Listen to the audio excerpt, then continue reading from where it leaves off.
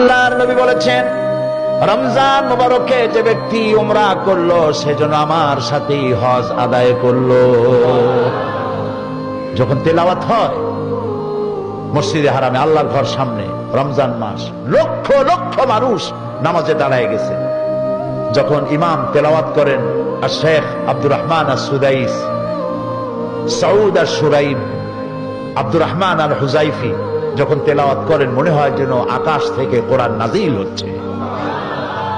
নামাজে কান্দাকাটি আমি জীবনে এর বাইরে কোথাও দেখি নেই। নামাজে কান্দাকাটি, ইমাম কান্দেন, জাহান্নামের আয়াত জান্নাতের আয়াতগুলি যখন পড়ে ইমাম নিজে কান্দে, আর গোটা হারাম জুড়ে কান্না রোল পড়ে যায়।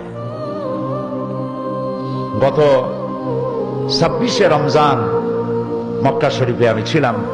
রমজান মুবারকে যাওয়ার একটা তৌফিক আল্লাহ করে দেন প্রতি রমজানে।